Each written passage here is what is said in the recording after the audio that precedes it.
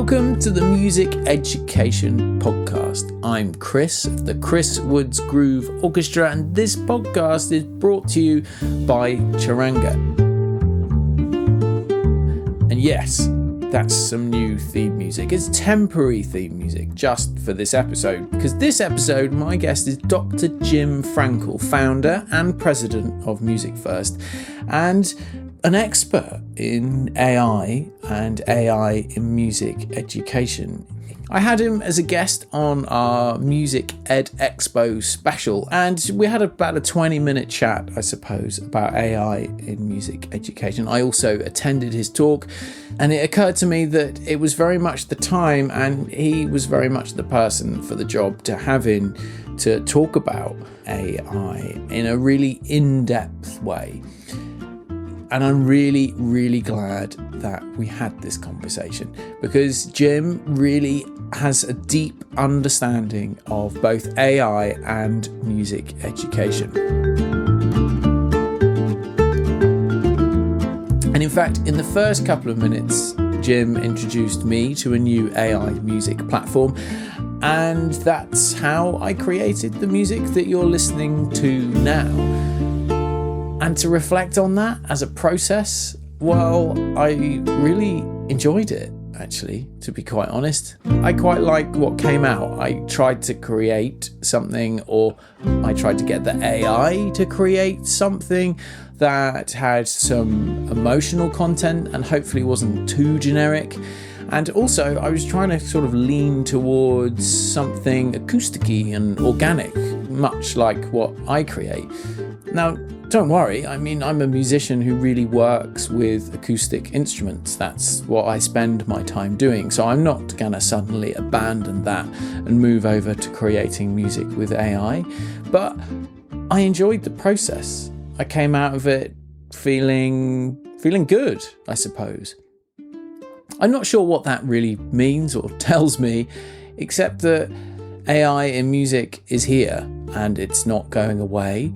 And it is accessible too. So I think it's really, really important that we all have an understanding of this. I hope you enjoy the conversation.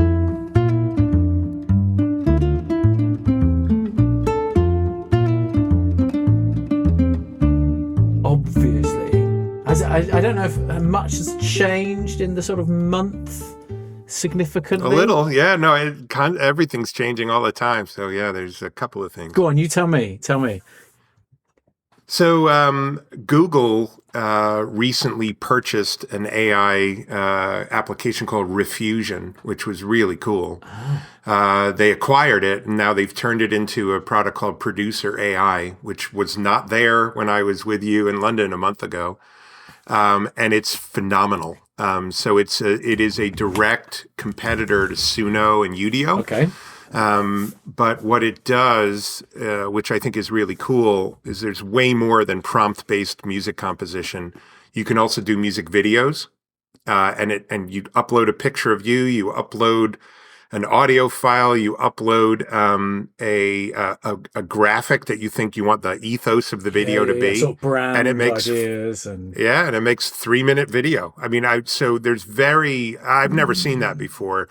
You know, like Sora, which is the ChatGPT video, it makes 5-second videos or 10-second videos unless you pay a lot of money.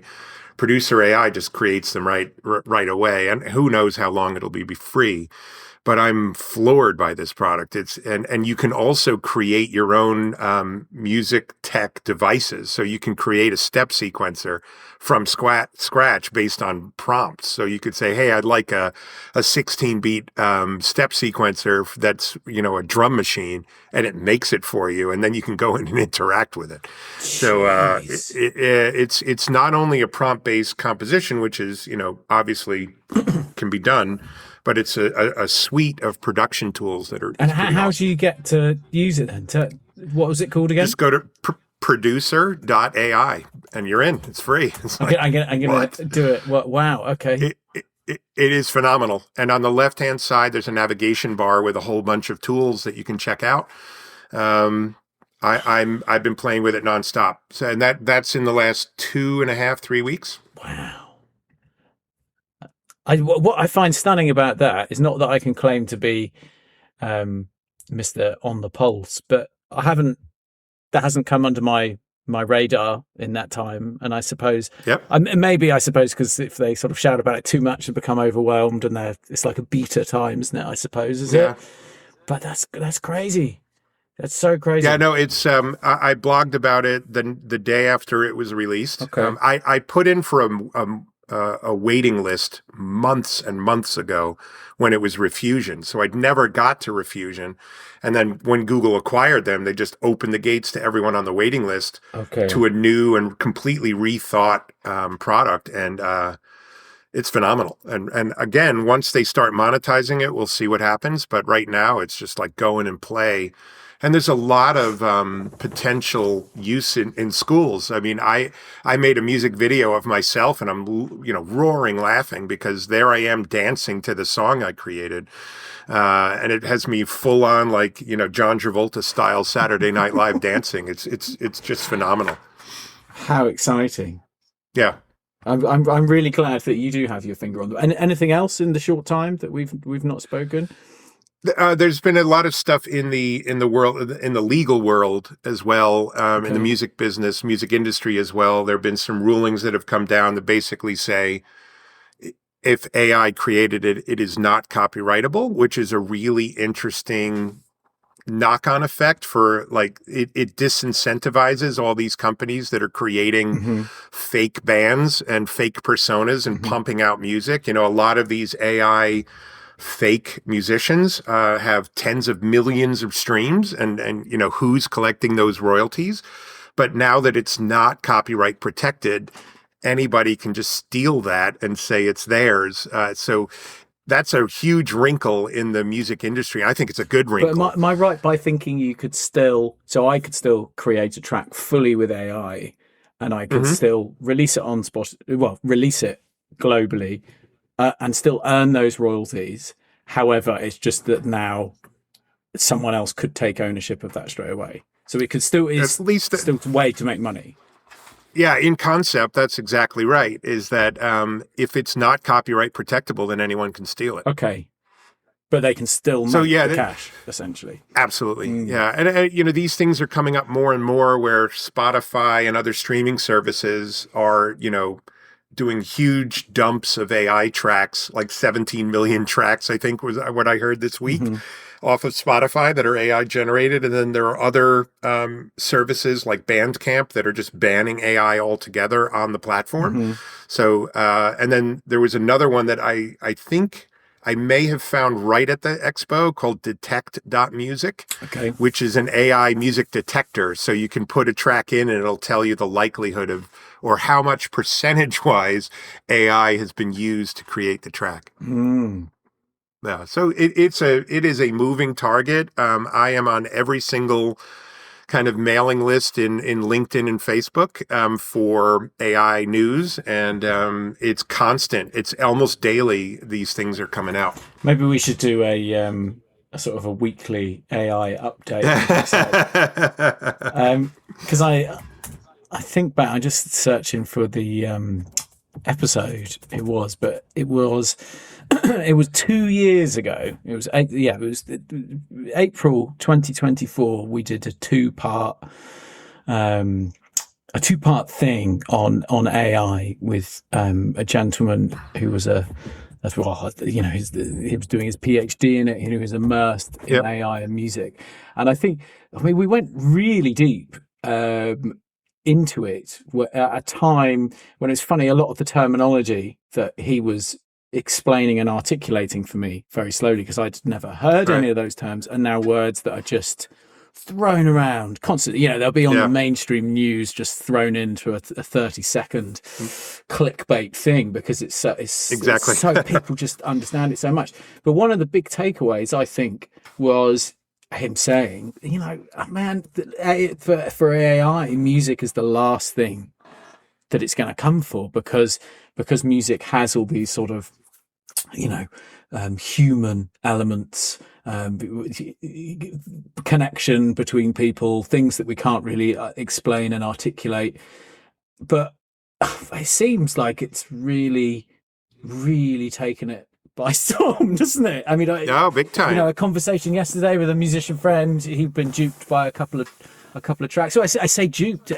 He liked a couple of AI tracks, and he felt sad about it, but at the same time, here we are. We really are. Exactly. It isn't a doom scrolling clickbait YouTube thumbnail, is it? It's everywhere. It's everywhere. Yeah, absolutely. Do you think music educators really get that, man, or do you think it's just people who are just big into it and excited by it or scared by it? Or yeah, it's a really good question. I did a training yesterday, about 20 miles from my home, a local school district.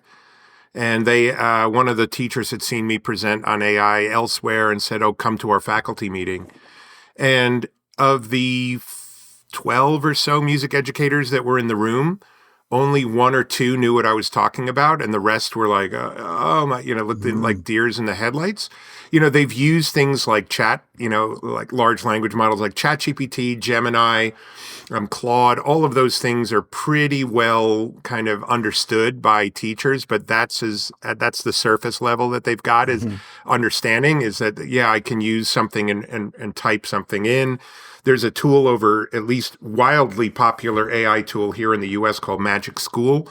It's the fastest growing ed tech company of all time. And what they're doing is putting teacher centric or teacher focused prompts, pre-creating those prompts into a product. So it takes all the friction out. So a teacher just goes in and says, "Oh, I'm going to enter a YouTube video and this will create a quiz," rather than them actually finding the link and typing all the prompt in. It just does it for them. So everyone had heard of Magic School, but no one had heard of, Notebook LM. They hadn't heard of UDO. They hadn't heard of Producer AI. They'd never heard of Moises. So kind of now what we would consider mainstream AI music tools, they weren't aware of any of them. And that's what I find when I speak with most teachers. And the kind of the thing that they're all concerned about is about how it's used in the creative music making process, as well as the other number one thing I hear is the environmental impact. So they're really socially conscious about the fact that the servers that have to work to do these silly little prompts that millions of people are doing on a minute by minute basis are having a huge negative impact on the environment. They're building these massive server farms all over the United States, just sucking energy and spitting chemicals out. And that is a big concern that I hear from educators. I hear it from my own children. And, it's this kind of two sides of the coin, the impact that it's having on the world, on humanity, as well as the impact that it's having on kids and kind of making them potentially lazier and not learning because these tools can do it for them. There's a lot to unpack with that. What I say when I show teachers products where kids can take a photo of their homework, because the teacher's like, "I'll outsmart AI by putting this on a piece of paper and giving it to the students, and they have to handwrite it, right? That'll teach them. They won't be able to use AI to do their homework." Kids could just take a picture of it and it does the homework for them and it does all the work for them. And then they just copy it right in. The other idea other than creativity is the assessment angle. And teachers don't know how to wrap their head around the impact of AI on assessment. And can you trust that what the student has handed in is actually their work, or is it the work of a chatbot? I suppose ultimately, if AI music creation tools are now available, they're obviously going to be 10 times better next year, the year after anyway. So surely just accepting that they are here to stay, right? And sort of see radically change music education and accepting that they're there. Do you think, or is that just absolutely? You take a product like, or as you say in the UK, GarageBand, we say GarageBand over here in the US. That was a massive impact on school, like the ability for a built-in digital audio workstation that had an audio interface that would, that made it affordable, that you could plug a MIDI keyboard into without spending tons and tons of money. To me, that product is a very similar kind of inflection point to these AI music tools, where a teacher, at least for me, like 2004 when it came out, and I started using it with my students, everything changed the way I taught because kids, you didn't have to like faff around with all these MIDI inputs and really complicated setups. The kids could just go in, put in some loops, which were, new back then. There were only a couple of other things that were doing that. Sony Acid Pro, Fruity Loops. There were other programs that did it, but when GarageBand came out, meaning it was installed on every Mac, that was going out. Oh my goodness, that changed the way I taught for sure. And it changed the way kids interacted with creative music making. And when I look at the AI tools now, they're very similar in that kids, they go in and they go, oh my God, look what this thing does. It's incredible. But just like GarageBand, if you're just doing loop-based compositions, it gets boring after a while, right? The kids are like, well, all my pieces sound the same, so this is boring. All right, I'm going to go do something else. And with AI, the kids get bored because they put in some prompts, it spits out some music. They do that like 4 or 5 times, and they go, huh, and they're not interested. So this is where teachers play the incredibly crucial role of, A, do you want to use this tool to help, get kids hooked into music? For me, GarageBand was great because it required a lot of student input. They didn't prompt. They layered loops, and then maybe they opened up a MIDI track and had to play something in. So it's far more student agency in the music making process. With the AI tools that we're seeing today, there's no agency in the two biggies, the Suno and the Udios. That's just the better prompter you are, the better music you get out. But writing text to get music doesn't really make the kid feel like they've composed anything. They may like what comes out. That's why there are some AI tools like Moises that has a music studio in it where the students are required to put their own content in, and then the AI models write stuff or create. So the kid has to play their own bass line in on a track. Okay. And then you could say, can you put a funk drum beat to the bass line I just played? That is like that small little nuanced difference where the kid actually has to pick up an instrument or sing to get the creative process started is definitely exciting. So for teachers, sticking your head in the sand and pretending these things aren't there and saying we're going to avoid it forever, probably not the best strategy because they're not going away. But instead, looking at them, asking the kids what they think of them. I think if any teacher had their students use Suno and Udio in a class exercise, my experience is the kids don't like it. They like the technology, but they don't feel any sense of accomplishment when they're like, huh? Yeah, that's kind of cool. That's kind of cool. So yeah, it's up to the teacher really to figure out, A, do you want to use these tools? And if so, how to do it in a pedagogically effective and meaningful way rather than a kid just having a surface level experience of, I typed in write a folk pop ballad that's about, Cadbury chocolate, and it spits that out and makes lyrics and everything. The kid doesn't really feel anything, when it comes out. Having the kids write their own lyrics and having an AI tool sing it for them, that's cool. Because at least they've put some kind of creative input into the project. Hopefully all that makes kind of sense where I'm coming from. Perfect sense.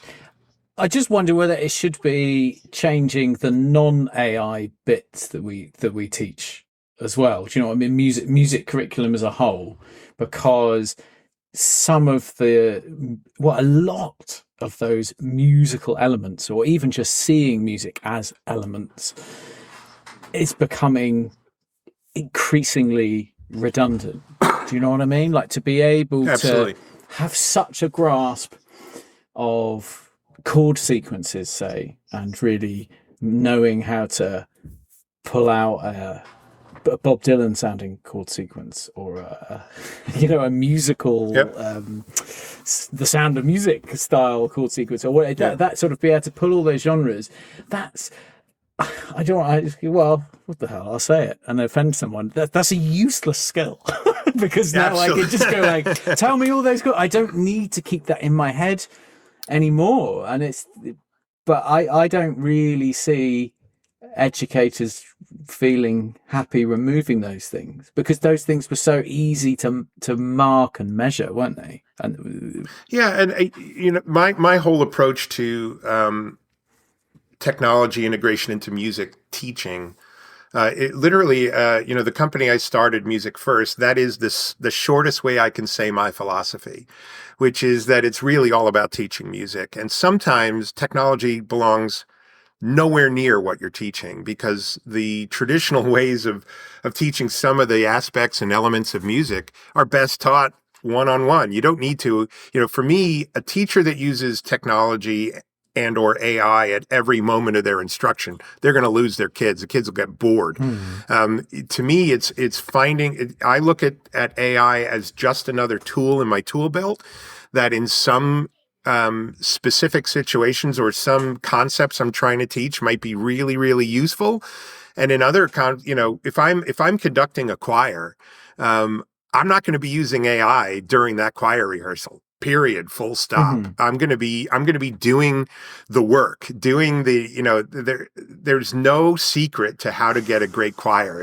It's practicing, it's blending, it's shaping the sound, it's working with the kids, having them sing it over and over, making sure their intonation's right. And in my opinion, the AI tools would be in the way of that process. And then there are moments where, no, it's a really cool thing. So I'm going to throw out a crazy, this is my real take on AI for music teachers, is have AI do all the stuff you don't want to do. Right? Like, let's use it as a tool for the administrative aspect of our teaching, all the numbers and data and marking and all the stuff that's not fun, but that we have to do to show student progress or to, keep kids accountable. AI tools are great for that. They're really, really good for keeping track of how your students are doing, creating instructional materials for you, analyzing student work. It's good for that, but spend the majority of your time reminding yourself why on earth you got into this profession. Music teaching, in my opinion, is one of the most noble subjects in a school. It's beautiful. And the more tech that you bring into it all the time just to bring it in, the less effective it's going to be. So again, AI tools to help me spend more time conducting, awesome. AI tools that are going to interrupt that rehearsal time and actually distract the students from what's the most important goal of that lesson, which is, hey, I just want the kids to get through these 16 measures memorized. I hope that approach to me is the right way to integrate technology. Use it as a tool in your tool belt, just like you'd use a metronome, a tuner, even a staff writer on the old chalkboard, where that to me is the best use of it. And again, there are some really, really great tools that teachers should know about, because I think it'll make them happier teachers in the long run. But it's, aside from AI as a tool for the educator, what I think I'm trying to get at is that AI as a tool for musicians, it's music as a whole for musicians is changing. So the things that any music educator, even if they don't use AI at all, surely it changes what we actually deliver. So surely there's barely any point in teaching a lot of music theory elements, because they can be produced very, very quickly, like learning even like remembering modes, being able to recall those, whilst maybe it's still great to have a grasp of those. I can recall that much quicker with AI. Even if you jump forward to the idea of, what could be in 10 years, where we have implants with, being able to, which sounds crazy, but it's really not that crazy, is it? It's not Neuralink. Neuralink. If I'm going there, if I'm sat in my jam session and Jimmy says, "Oh, this is in you want to use the Mixolydian there," I don't really need to internalize that so deeply, do I? Because those little mechanical pieces of information are going to be more. So surely now educators and curriculums, governments can go, don't sweat the retaining of sort of mechanical knowledge. The machines have got that. Let's just sing and hold hands and dance along the hills. Yeah, so I'm going to take a very contrarian stand on that one. I think very strongly that the deep musical understanding that's required, like let's say you're going to be a professional musician, and that's what your goal is. You want to be a gigging studio musician, a jazz bass player, a singer, in a choir. There is no shortcut, in my opinion, to getting that musical skill set to be a very talented musician.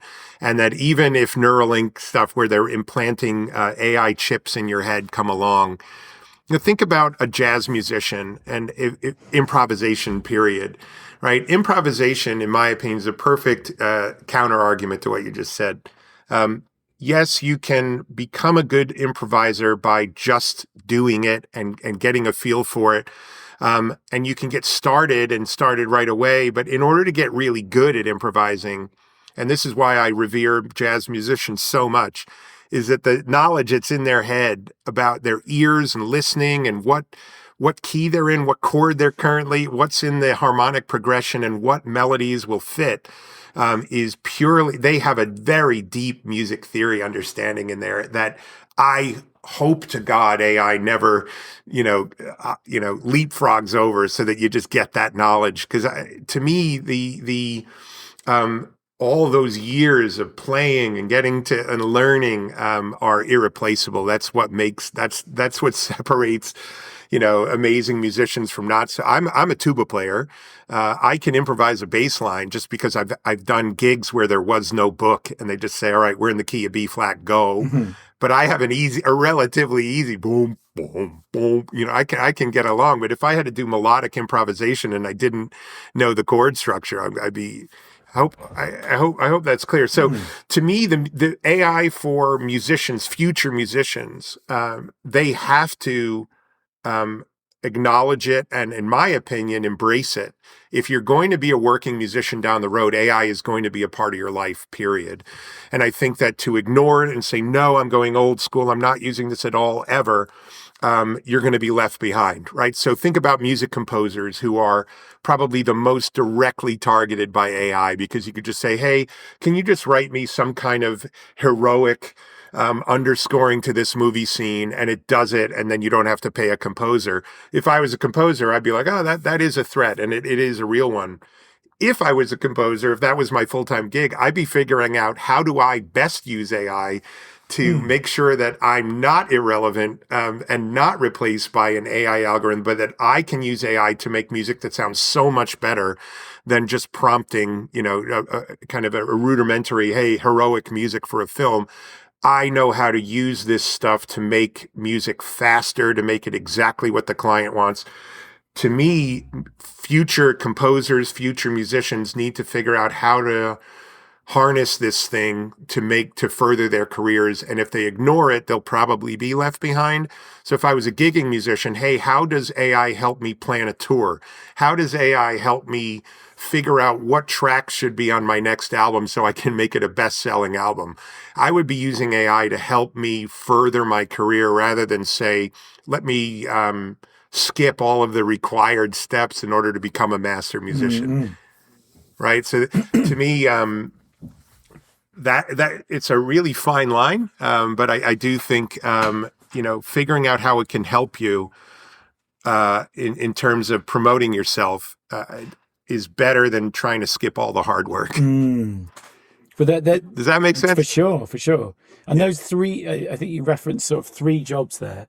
Excuse me, where there was the studio musician, the sort of the session player, I guess, right. And then there's the improviser and the composer, and I think that's quite an interesting element to look at, anyway, isn't it? So I said, well, if I think of the session player, a good story I have of a friend session player who hopefully they won't mind me sharing. Well, I won't say their name; it'll be okay.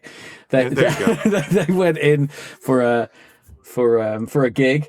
And they were asked to play, this is a guitarist, fantastically skilled, could play, in every genre, in every way. And they were asked to play the guitar part more in the style of Chris Martin from Coldplay. Okay. Yep. But to him, that kind of sucks, because Chris Martin, I have big respect to Coldplay, love him, but he's not exactly like the pinnacle of guitarists. He's right. like, wow, No. What is that? But that's the reality of the session gig, isn't it? It's because we just want something to serve the song. And in some ways, that's surely, it's a lot of his skills there, that teaching those specific skills to be able to sound like Chris Martin, to be able to sound like whoever, that seems to become more irrelevant. So maybe in music education, we move away from that.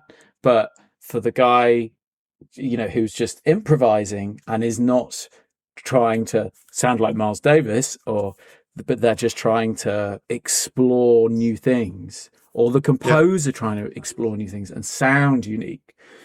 That's for music educators. Do you think that's a good place to be, of saying that we don't need to teach that anymore, because that's not a thing? We need to sharpen our skills that we pass on to push towards those things. Yeah, I think if I was back in the classroom that I left 18 years ago, I would probably be teaching, even with all these new tools, I'd probably be still teaching the same type of curriculum. Really? I would. And what I was doing was teaching a history of American popular music. That was a curriculum I taught to 11-year-olds, Key Stage 3. We call it 6th grade. And I would now the technology tools to deliver that instruction have changed since 18 years ago. But I don't know if I'd like throw everything out and say, oh, because AI's here, you don't need to know this. I'd be using AI, to say like, hey, we're going to learn 70s funk. Like, we're going to study Tower of Power, Chicago, Parliament Funkadelic. And hey, what I'd love for you to do is go in and use producer AI, Suno and Udio, to try to create something that sounds like this. That's how I might use it, is go, all right, go in and play around and see if you can come up with your own funk track. And then let's listen to it and compare it to Parliament Funkadelic and see how you think Suno and Udio or producer AI stole from these people. I would absolutely still be teaching the same concepts, but the tools have changed, which makes the learning possibilities different. Like that wasn't a thing before. But is that yeah, man. Isn't that sort of what we would be delivering to kids then, and what we have done and still do is delivering to young people how we train AIs by going, right. Do you know what I mean? Here's 20 Funkadelic songs. These are the bits that make them sound like Funkadelic. This is Paul McCartney. Yeah. And we're never going to retain that information in such a good way. So surely, I mean, I'm trying to be devil's advocate to make it interesting rather than just go, Jim, I agree with you. I totally get what you're saying. And at the end of a 10-week course that I taught my kids, I had 4 10-week courses per year within the academic school year. And at the end of it, all I wanted the students to get out of it is not necessarily to remember everything so they could recall it when they're, later, if they ever became a musician, but it was to give them an understanding of how music, works in our society. This was this goal of this course, how it functions within society, some historical background, some kind of, hey, this is how, look at this piece of music, what makes it interesting to you. The cultural, anthropological, that's a big word for me. There you go. But those elements there, so that deeper, so it might be fingerprints, but it's more of a sort of a societal connection as well. Well, yeah, I mean, my ultimate goal was get the kids to love music as much as I do. Whenever I was interviewed and an admin would say, what's your philosophy of teaching? It's, I want the students to love music as much as I do, and I'm going to do that by any means necessary. However I can try.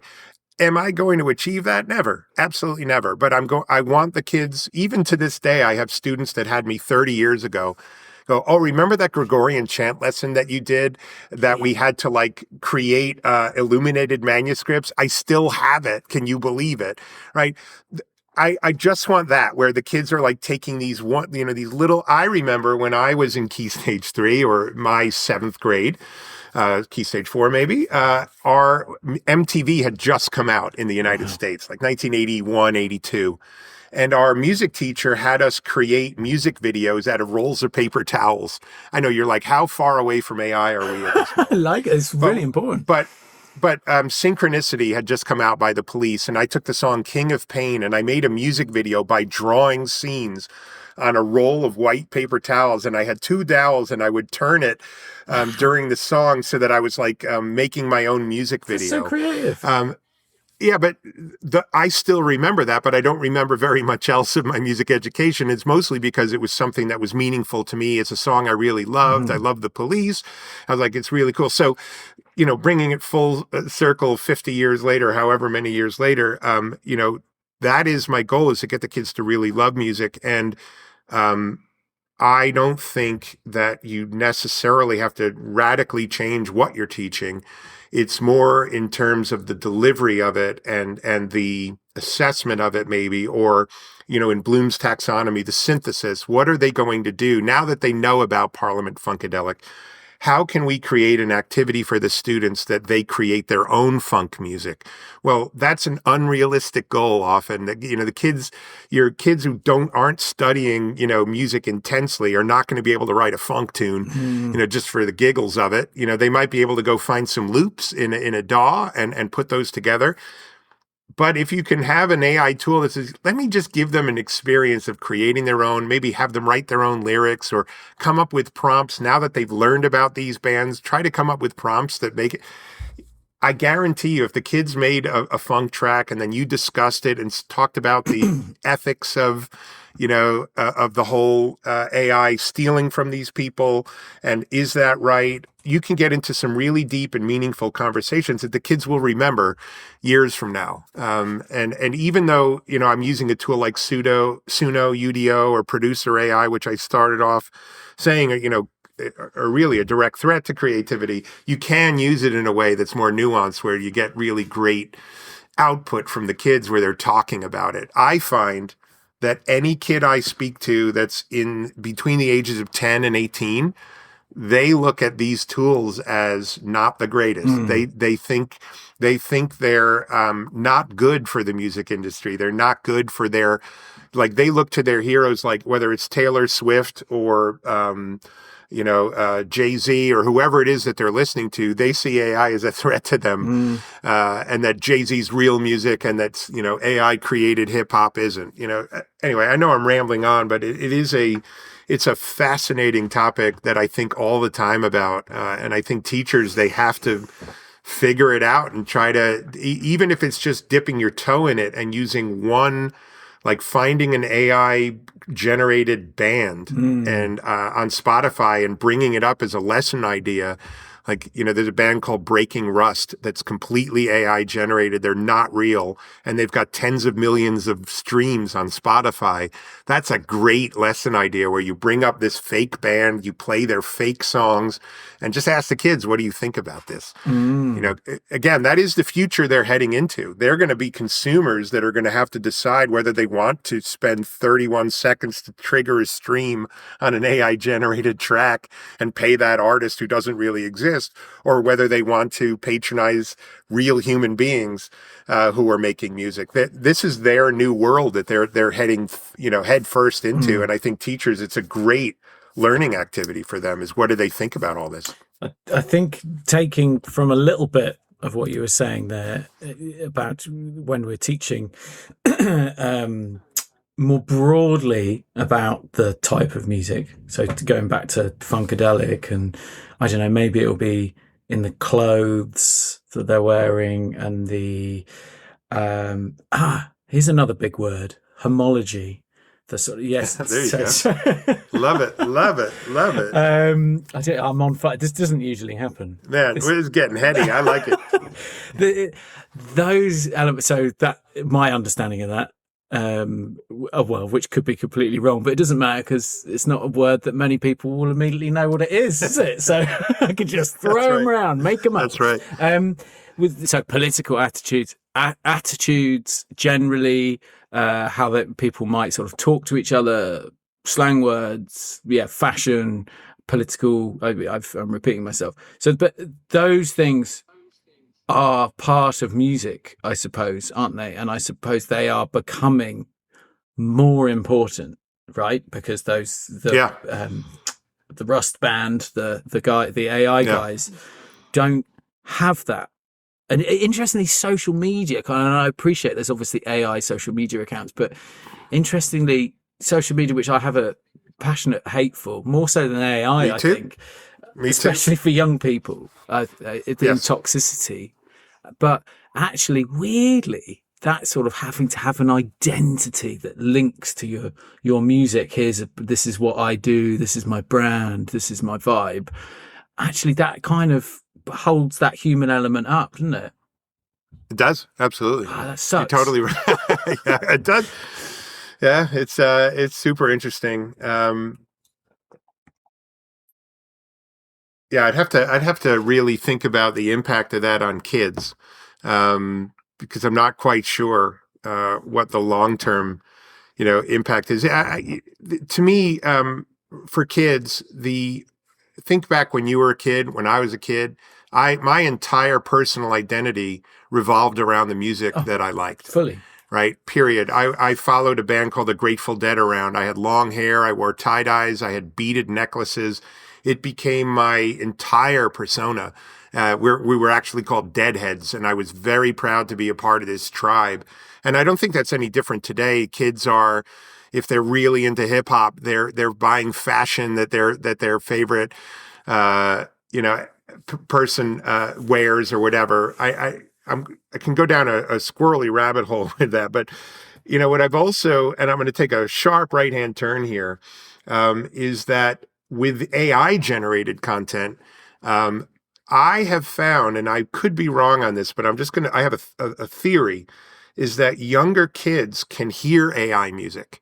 They can actually identify AI generated music. It's almost in a frequency that's in the music itself, like a frequency imprint or fingerprint. There's been numerous videos on YouTube about this where kids can hear AI generate and go, that's AI. And me, it's almost like, I'm 55. I can't hear high pitches anymore. I've been to so many live music concerts. My ears are shot. So whenever you hear that, like there's hearing tests where they have a pitch that goes up and up and up, and then you go, I can't hear it anymore.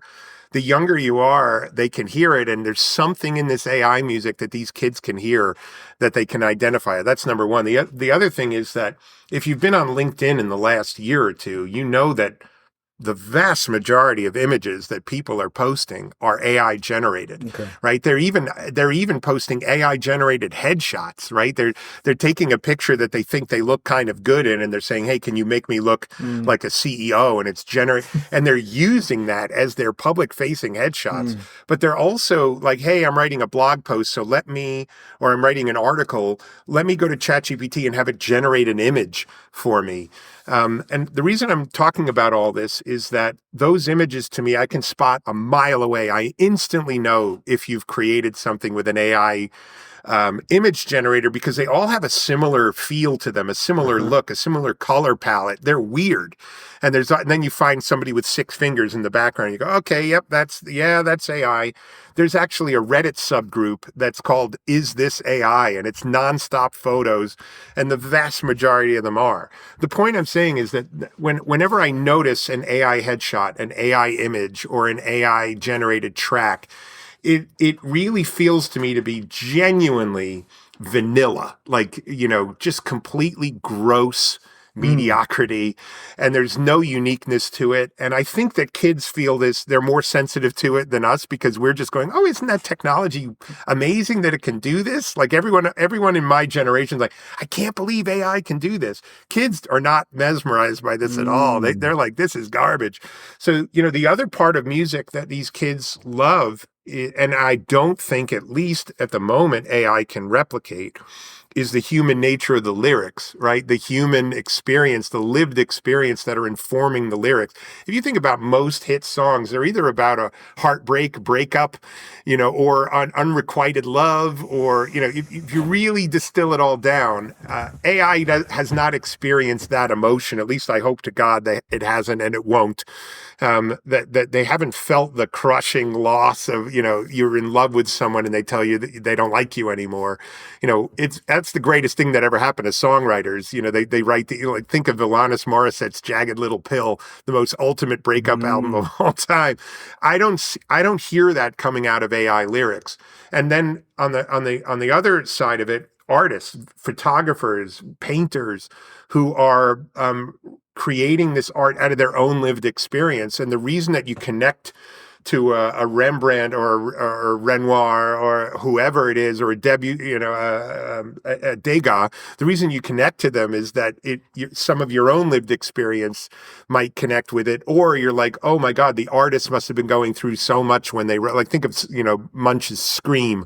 You're just going, oh, I wonder what lived experience this person had to create such a depressing and scary, and dark image. And really, I have not found any AI-generated content yet that makes me feel that human connection to the emotional side of things. And I think kids are the most sensitive to this. And I think that goes all throughout music instruction, everything. Do you think that's because they've sort of been brought up in more of a comfortable in a digital space, so they detect a difference between the authentic and the inauthentic, whereas we kind of just see digital as inauthentic because No, totally. And I know that this is happening in the UK. It's happening in certain states in the US where they're just banning cell phones altogether in schools, which I think is the greatest thing in the world, right? I'm so happy they're doing this. But when they asked the kid, they did this in the New York City public schools this school year, and they polled the kids and said, how is it? This, I think it just happened in January or recently. And the kids were like, it's awesome. I can actually talk to kids and I know they're not distracted by waiting for likes or, they're talking to me, but meanwhile, they're just waiting on their own social media posts to see how many people like it. That's gone. And they're actually having human to human interaction.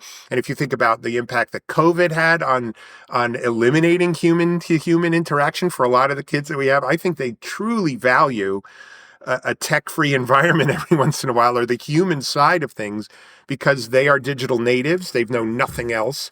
And their lives, for worse than better, have been completely dominated by their online appearance and their online persona. I'm hoping that we see a long-term kind of dismissal of this stuff and that we get back to being humans and living offline in the real world, in the analog world that you and I grew up in. And I do think that AI is a huge part of that. I think kids are genuinely nervous about their futures and what AI means, because all they hear in the news is that, AI is going to replace 80% of the jobs that are currently out there. And they're going, oh my God, do I even have a job when I get older? What's the world going to look like? So yeah, I do think hopefully that we get back to that, where we live in a little bit more of an analog world. I mean, even more so than the AI thing, phones and social media that's what personally scares me more for my children. When I walk around, if I'm driving somewhere or walking somewhere in the sort of walk to school time in the morning around where I live, and my wife and I will count the number of kids who are walking, looking at their phone, and it is usually over 50%.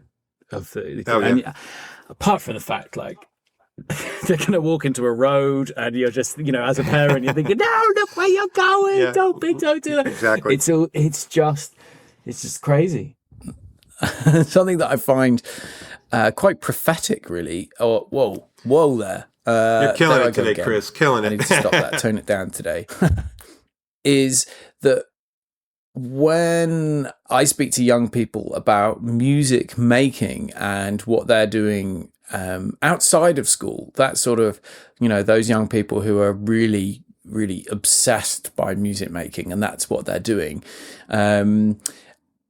what they will report to me is that they have recorded something, and that has been immediately put on to a social media platform of some kind. Usually that's the case. So rather than saying, yeah, I'm creating at home, I've written some songs, it's, yes, I do this, I record bits and I post it up. And, for me, Yeah. I had a Tascam 4-track. Yeah, awesome. The Yamaha MT100, the first 4-track machine I ever had. It was awesome. Yeah, and I spent so many hours working with that. And at no point within that was there any sharing of what I recorded. I think, I had a chord sequence I was working on, I quite enjoyed. I got a drummer friend to perform on it, so he had a listen to what I'd recorded. But I think that was the extent of it, which I think is a really big thing. That's such a contrast. How young people are, right. Yep. How in the world that we are now, the pressure is, and this isn't just for young people, I now feel this as a musician, once you have created, there is the pressure, unconscious pressure really, to immediately share it, perhaps because you can, and that's an innate thing or whatever, but it's just so different. It surely is. And the fact that they're able to get it onto Spotify for free without any kind of distribution is pretty extraordinary. Both positive can do it. Really negative, though, surely. Absolutely. Completely. All at the same time. Agree. The best thing in the world and the worst thing in the world. Absolutely. And you just think about all those kids that would never have been discovered if they hadn't had a social media, that they go through social media and suddenly a video clicks and now they're, there's a girl in Ireland named Ali Sherlock who I've seen on YouTube forever since she's like a 12-year-old kid. And she just posted videos of her, busking in Dublin.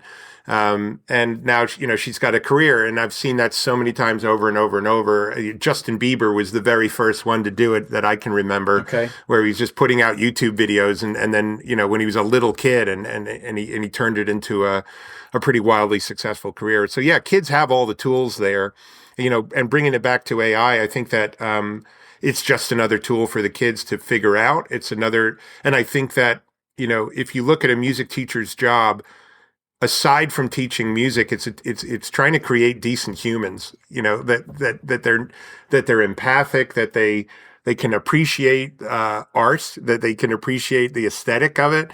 But in a much larger scope, I was trying to create nice humans, and I think that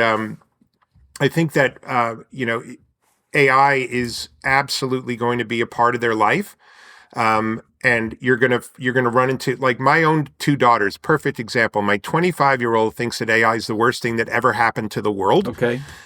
She about the environmental impact, the privacy impact, the copyright, the stealing, the scraping, all of that. And she's in law school, and she's like, this is the worst thing that's ever happened to humanity.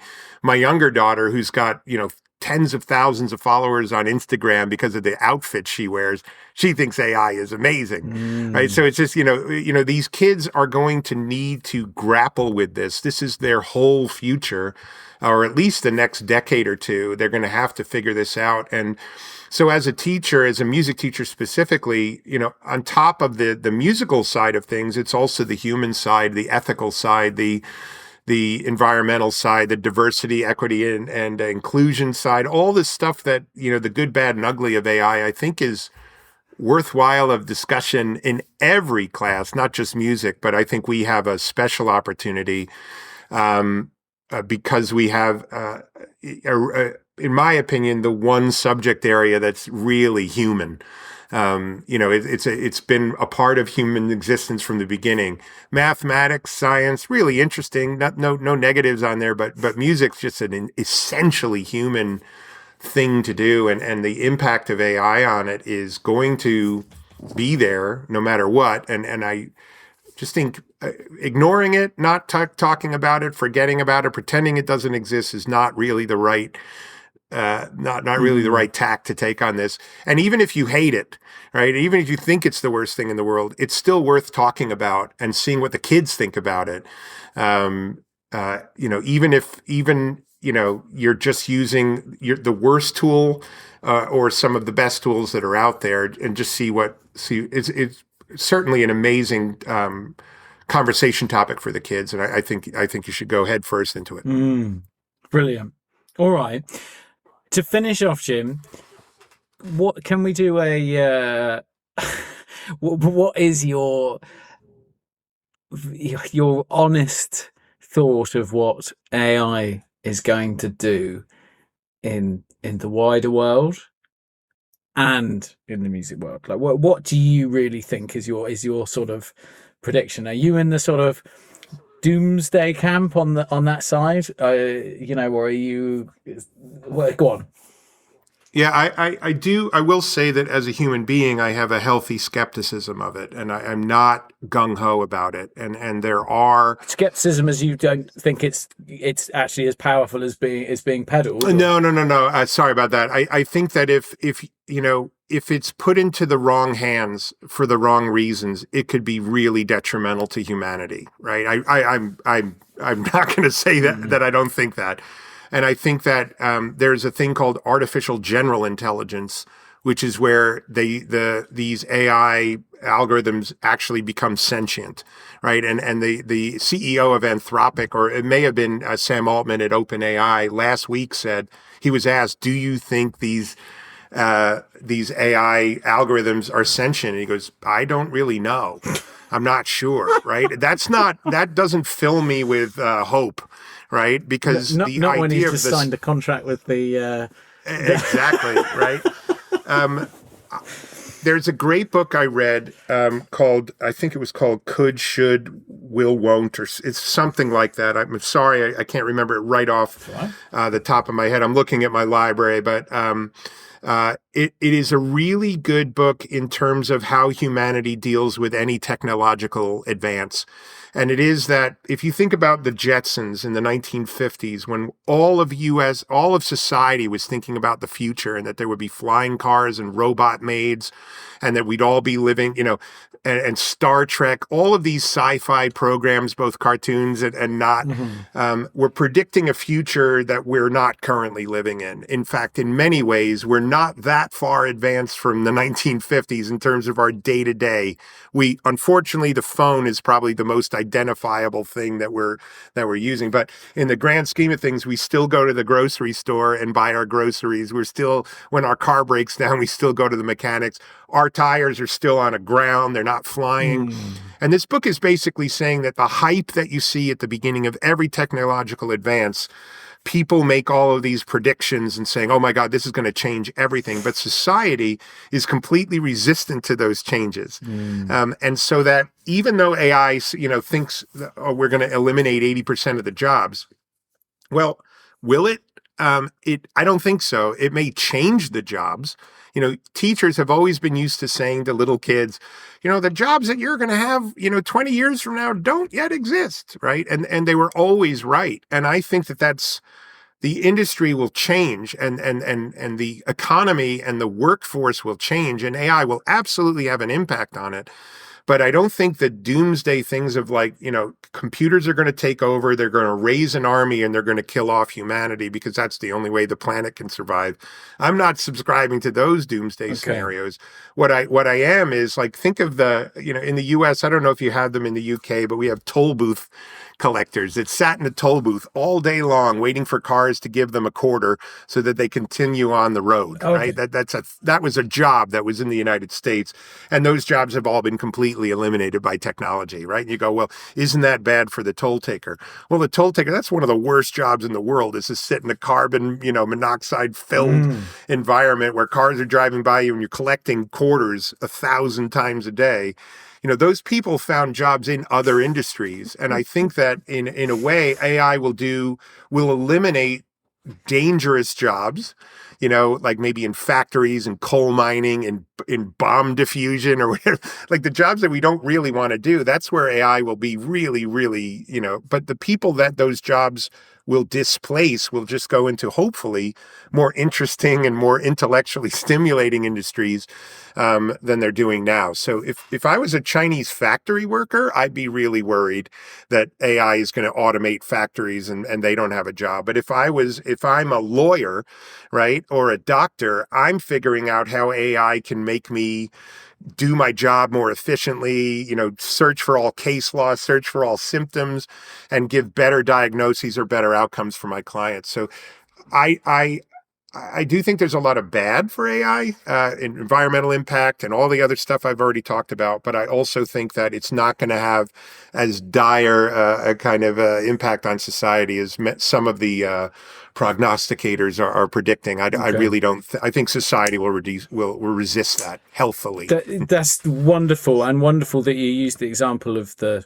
as you say, toll booth there, because I immediately was thinking of the sort of counter argument to say, well, yeah, sure, I get that, yeah, we haven't got flying cars, but actually underneath all the physical things, our lives are so different. We live on our phones and we connect in these ways. But actually last night I have to cross a bridge to get from Cornwall into Devon, and I have to pay like £1 to get across, and there's 5 little gates to go through. And actually, there's 5 guys collecting those pounds. So I'm like, okay, well, I mean, obviously the UK is probably a little bit further behind, but they're still there. They're still there. Yeah. And actually, that could have been automated a very long time ago. So it puts it into perspective, doesn't it? But what about the music then? What do you think, bearing in mind the difference from 2 years ago when I did, similar AI episode, just from, okay, I don't think it's going to have any change on music, don't worry, nothing's going to change, to actually the last 6 months to, where all these tracks are being uploaded and actually it's part of music making. What do you reckon in sort of 6 months to a year? What do you think is going to be happening? Yeah, I think that there absolutely is going to be a big impact. There already has been. But trying to think a year or two ahead, I think that the composer jobs for, stock music that you can buy, that's the first one that's going to be really negatively impacted, because you can create that stuff pretty easily now. If I was a composer, I'd be figuring out, again, like I said, how to use AI to make sure I wasn't eliminated, but because those tracks are still going to be needed to generated by somebody. So I'd be thinking about how can I be the best prompter and leverage this technology so that I can actually still maintain my living. So yeah, there are music jobs that are going to be eliminated or severely impacted by it. However, some of the AI production tools that are out there are incredible, and that'll further flatten the playing field for at-home music producers who'll be able to create stuff. Lyric writing tools. Just because you're a good musician and you can write some good hooks doesn't mean you're a good lyricist. So there are tools out there, hey, help me write lyrics and at least get me started so that I can then tweak and fit to my my needs. So that's on the creator side. On the consumer side, I think that there's going to come a reckoning of when AI-generated music will be a thing that we are going to listen to, and it's going to be up to you whether to patronize those artists, quote unquote. And I certainly won't. I think that I find it just vile is the only word I can. I don't like AI-generated music. It's a human thing, and I'm not going to patronize people that do that. I do think it'll have impacts on playlists. I want to use AI to figure out an algorithm to say, hey, I like these 3 bands. Those radio stations that are on Spotify, those are all using AI to generate the playlist. That's kind of cool. I find and discover new bands. I just think that the most tangible thing that you're going to see in the next year or two is a floodgates of AI-generated music and pop stars that you're going to have to figure out whether or not you want to listen to them. They're coming. They're already here. And some of the music is enjoyable to listen to for people. And to me, it's not a good thing because you're taking money out of real human people, human beings who are trying to make a living in the music world, which is one of the hardest industries to make a living in, and competing with a bot that has no rent to pay is really an unfair advantage. I think kids are they're going to be faced with this conundrum of, do you listen to this stuff or not? And it depends. It really does on that kid's kind of own personal moral compass. Do they like this? Is it enjoyable? And then the last thing I'll say is that I think kids being able to create their own music using these tools that I've mentioned is really it's like surface level only satisfaction. And I really don't think, especially now that they've, at least in the US, made it that you can't copyright it. I love that. And I think that will make kids think twice about using it. Brilliant. Jim, thank you so much, man. Let's do another one. You're welcome, Chris. I don't know, 6 months. Yeah, whenever, man. When music stops being a human entity, Exactly. and we've just accepted that AI is completely taken over, and you can come and talk about that.